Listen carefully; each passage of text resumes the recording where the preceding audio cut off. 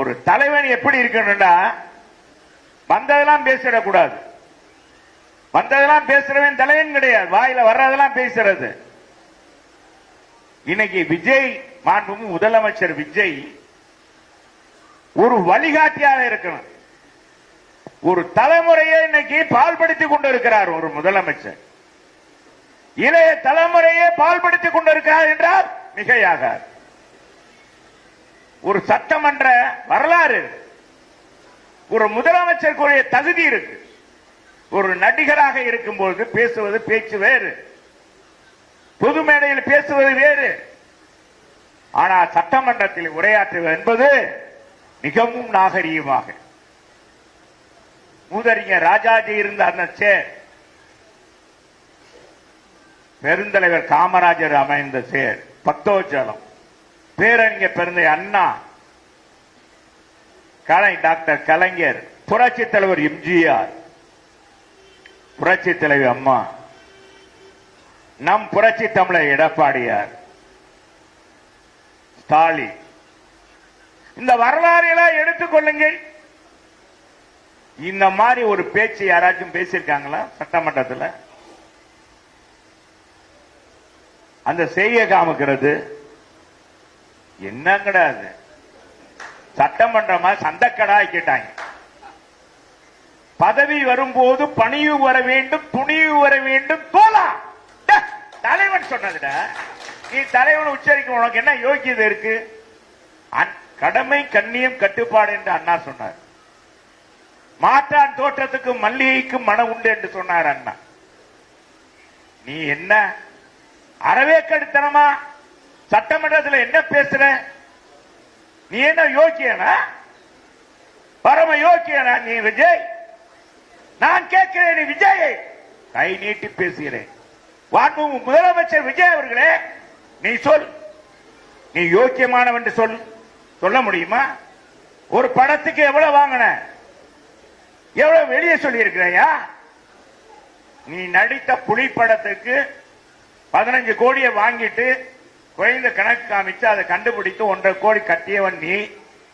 நீயே ஒரு களவாணி. அடுத்தவனை களவாணி சொல்ற உனக்கு என்னடா யோசிச்சு இருக்கு? நீ ஒரு வரை சுட்டி காட்டுற. வெளிநாட்டில இருந்து ஒரு பாமரன் கார் இறக்குனாலும் சரிங்க, உனக்கு இவ்வளவு பெரிய கார் எப்படி வந்தது? ரசிகர்கள் மக்கள் கொடுத்தது. மக்களால் நீ ஆன அந்த காரை இறக்குமதி பண்ணி மோசடியாக செஞ்சு கோர்ட்ல வழக்கு போட்டு உன்னை தண்டித்தது இல்லையா? நீ பணம் கட்டலையா? அப்ப நீ யோக்கியமானவனா? சரி, நாளைக்கு 41 பேருக்கு அரசாங்க பதவியை தூக்கி கொடுத்துருக்கீங்க, வரவேற்கிறோம், கொடுங்க. இறந்தவங்க குடும்பத்துக்கு பாதுகாப்பு வேணும். ஏன்னா 10 பேர் அதுக்கு முதல்ல இறந்து போட்டான், அவன் என்னடா பாவம் செஞ்சான்? அந்த குடும்பம் என்ன பாவம் செஞ்சது? சரி விஜய் அவர்களே, நான் கேட்கிறேன், முதலமைச்சர் உன்னை பார்த்து கேட்கிறேன், நீ நீதிமான், நான் இந்த மாற்றத்தை கொண்டு வர போகிறேன், இதுக்கு முன்னால இருந்தது நிறைய வேறு அப்படின்னு சொல்ற நீ, இனிமேல் விபத்துல இறக்குற அனைவர் குடும்பத்துக்கும் கொடுப்பியா? வெள்ளத்துல பாதிக்கப்பட்டு இறந்தாங்கன்னா கொடுப்பியா? இல்ல விபத்துல யாராச்சும் வேணும்டா போய் பஸ் ஏதோ லாரி விபத்துல இறங்குறான்னு யாராச்சும் வேணும்னு இறப்பாங்களா? அவங்க குடும்பத்துக்கு கொடுப்பியா? பின்னால என்ன இருக்குன்னு கூட தெரியாத அறமுட்டாள்தனமா அறவேக்காடுத்தனமா செஞ்சுட்டு இன்னைக்கு எல்லா 2 கட்சியும் ஒண்ணு ஓடு ஓடு ஓடுன்னு.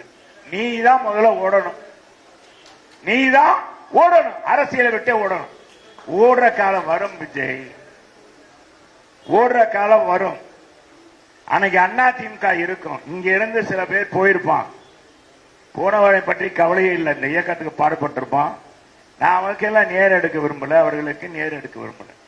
இந்த இயக்கத்தில் பாடுபட்டிருப்பார்கள், கோபதாபத்தில் போயிருப்பாங்க, திரும்ப வரலாம், எங்களுக்கு அவளை பற்றி கவலை இல்லை.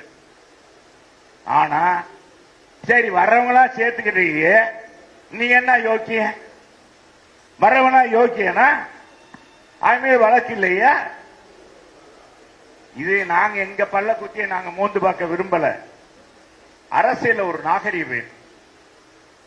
அதான் புரட்சி தலைவர் அன்னைக்கு சரி 3 எழுத்து என் மூச்சு இருக்கும், அவர் அந்த பாட்டுல சொல்லுவாரு, பதவி வரும்போது பணிவு வர வேண்டும், துணிவு வரும்.